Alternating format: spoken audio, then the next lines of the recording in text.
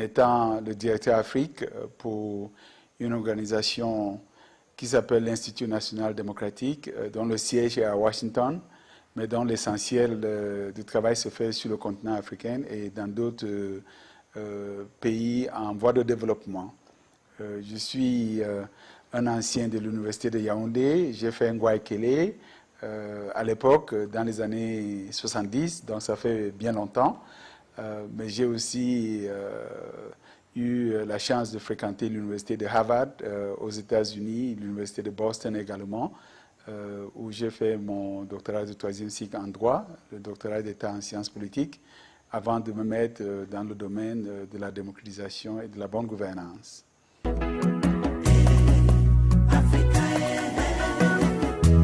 Tout Camerounais qui travaille en dehors du territoire national devrait se faire l'obligation de revenir à la source, se ressourcer. C'est important pour ne pas être coupé des réalités que vivent les concitoyens. C'est important de revenir et c'est ce que j'essaie de faire assez souvent.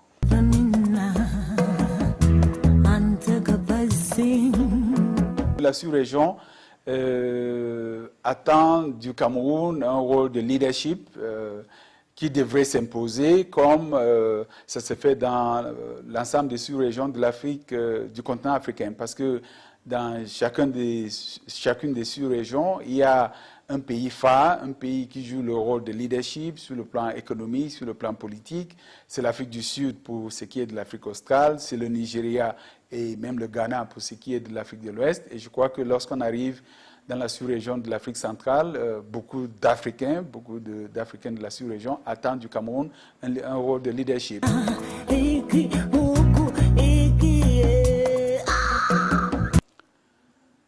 Vous savez, j'étais là en 1982, lorsque le président Paul Biya est arrivé au pouvoir. À l'époque, j'étais chef de service à Cameroun Airlines, à Douala, et je me souviens vraiment de l'ambiance qui a régné sur tout le territoire national. C'était l'effervescence, c'était la joie, c'était comme l'arrivée vraiment d'un messie en quelque sorte, parce qu'il était jeune, c'était un intellectuel, il avait 49 ans à l'époque. La grande majorité de la population s'identifiait avec ce changement paisible dans le leadership de notre pays. Et je crois que cela avait suscité beaucoup d'espoir et les Camerounais s'attendaient à beaucoup de réalisations dans ce sens et même au renforcement de nos institutions démocratiques. Avec l'arrivée du multipartisme, le retour du multipartisme dans les années 90, beaucoup de nos compatriotes, y compris moi-même, on s'attendait à ce que la démocratisation se fasse au Cameroun pour confirmer la place qui nous revient de droit dans cette sous-région, sinon sur le continent africain. Mais avec 20 ans de regard en arrière maintenant, 20 ans après l'arrivée du multipartisme, il y a lieu de reconnaître que autant il y a des avancées dans certains domaines, par exemple dans le domaine du pluralisme, le fait qu'il y a beaucoup de partis politiques qui existent, sur la question des espaces de liberté, les médias par exemple, il y a un peu plus de liberté, même si nous avons aussi affaire aux conditions de travail des journalistes. Les gens de ma génération et même les jeunes qui sont plus jeunes que nous autres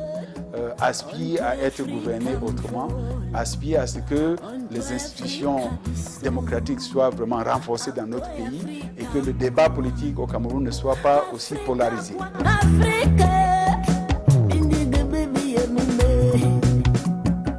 Je ne suis pas du même avis, mais je prends très au sérieux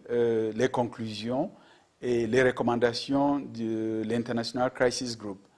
Tout d'abord parce que c'est une organisation très connue,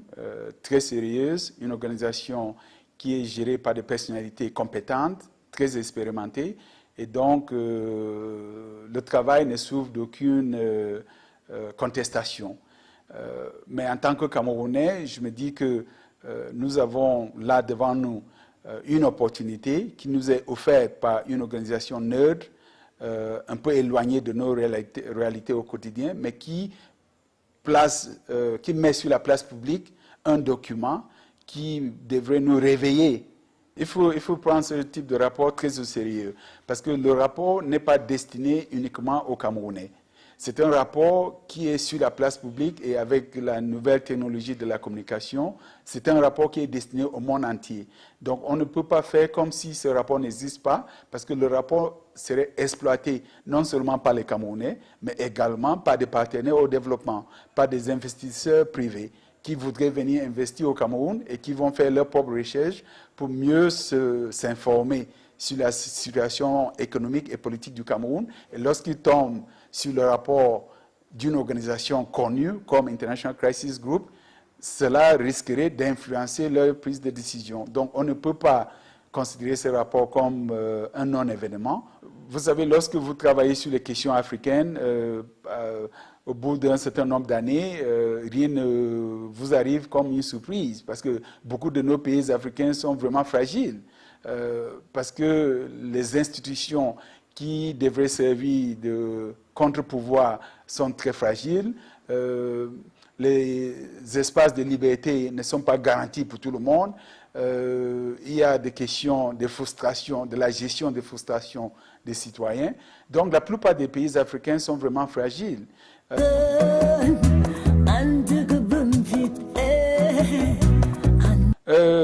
C'est pas que j'y pense, mais c'est plutôt que j'y crois. Dans ce sens que je me dis que c'est pas pour rien que je suis né au Cameroun, c'est pas pour rien que le bon Dieu m'a mis ici. Je suis très croyant, j'ai grandi dans une famille chrétienne, j'ai fréquenté chez les missionnaires. Donc je me dis que si le bon Dieu m'a fait naître au Cameroun, c'est pour que je puisse porter ma contribution, aussi modeste que soit-elle, dans le développement de mon pays. Et effectivement, comme je disais au départ, je suis d'une promotion de l'université de Yaoundé, Ngouaïkele à l'époque, qui prend de l'âge et dont les jeunes maintenant nous posent des questions au quotidien de savoir ce que nous allons léguer aux générations futures. Et de plus en plus, les anciens camarades de classe, les amis, la famille, et même les amis du Cameroun, qui me voient en dehors du Cameroun, me posent la question de savoir, mais vous êtes en train de parcourir le continent africain, vous êtes en train d'aider les acteurs politiques, les acteurs de la société civile, dans tel pays ou dans tel autre, pourquoi ne pas vous focaliser sur votre pays, porter aussi votre contribution pour que le Cameroun puisse vraiment maintenir le cap, sinon améliorer la façon dont le pays est gouverné. Donc, je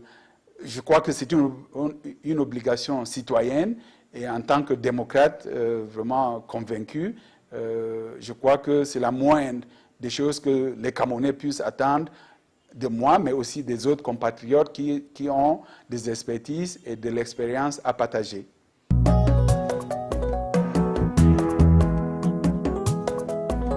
Effectivement, quand on est juriste et démocrate, il faut se conformer aux textes en vigueur. Et je crois que je ne suis pas seul des Camerounais vivant pour l'instant en dehors du territoire national qui sont intéressés par la possibilité de porter une contribution dans le développement du pays. Mais je crois que chacun devrait aussi œuvrer dans le cadre qui existe pour pouvoir que cette contribution soit perçue d'une façon positive. Je crois que si on arrivera à un point où ma contribution devrait être plus qu'une contribution, une participation citoyenne, effectivement, cela devrait se faire dans le cadre approprié pour pouvoir aussi démontrer qu'on est démocrate, non pas de façon circonstancielle, mais de conviction, et on voudrait œuvrer et servir d'exemple pour ses compatriotes. Je crois qu'à un moment donné, les relations entre l'État et une partie de la diaspora se trouvaient très polarisées. Justement, lorsqu'on fait des recherches, on peut se retrouver dans certains actes qui ont été posés par les uns et les autres dans les années 90. Et je crois que de part et d'autre, les gens ont gardé des lacunes sur ce qui s'est passé, par exemple, avec le mouvement estudiantine à l'Université de Yaoundé dans les années 90. On se rend compte, on se rend à l'évidence qu'au jour d'aujourd'hui, la plupart des étudiants qui avaient été exclus de l'Université de Yaoundé à l'époque se sont retrouvés à l'étranger et ont gardé cette lacune parce qu'ils avaient été exclus par les autorités actuelles. Donc je crois que quelque part, ça rejoint ce que je disais au départ en disant que lorsque je fais un peu le bilan de notre processus de démocratisation, je vois qu'au jour d'aujourd'hui, le Cameroun est encore en train de payer le prix de la mauvaise gestion de notre transition démocratique dans les années 90. Il faudra trouver moyen de réconcilier les Camerounais pour que, ensemble, nous mettons l'intérêt national en priorité et que chacun puisse œuvrer dans ce sens de l'intérieur comme de l'extérieur. Parce que je crois que c'est en travaillant la main dans la main que notre pays pourra en sortir gagnant.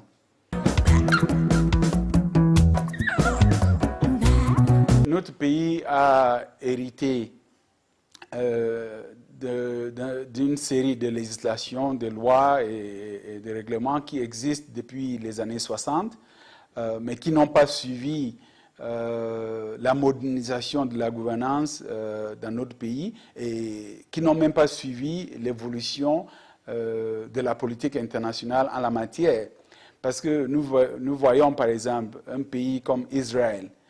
qui est un petit pays encerclé par des pays qui lui sont hostiles, mais tout le monde reconnaîtra au jour d'aujourd'hui qu'Israël vraiment vit et est respecté à travers le monde entier grâce en grande partie au rôle de sa diaspora. Il y a des pays comme le Mexique, les Philippines, des pays dont les contributions économiques et financières de la diaspora sont comptabilisées dans le calcul du budget national pour le pays. Il n'y a pas de raison qu'on ne puisse pas créer les conditions pour que cela puisse se faire aussi dans le cadre du Cameroun. Au jour d'aujourd'hui, au jour où nous parlons, les Camerounais eux-mêmes, vivant ici au pays, ont pu voir comment les autres Africains des pays voisins et parfois même des pays qui ne sont pas aussi nantis que le Cameroun votent ici à Yaoundé ou bien dans les différents consulats à Douala pendant les élections nationales dans ces pays-là. Tout récemment, les Camerounais ont vu voter les Gabonais, les pays comme le Mali, le Sénégal, le Bénin et même le Niger, des pays qui n'ont pas autant de ressources que le Cameroun, ces pays-là s'arrangent à faire voter leur diaspora.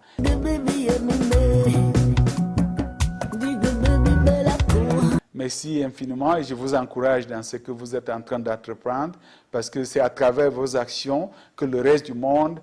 réussisse à mieux connaître notre pays et à mieux apprécier les potentialités du Cameroun, les talents, les qualités des Camerounais. Et mon espoir, c'est que nous puissions, à l'intérieur de notre territoire national, créer les conditions qui nous permettraient de valoriser au maximum ces potentialités humaines que le bon Dieu nous a données.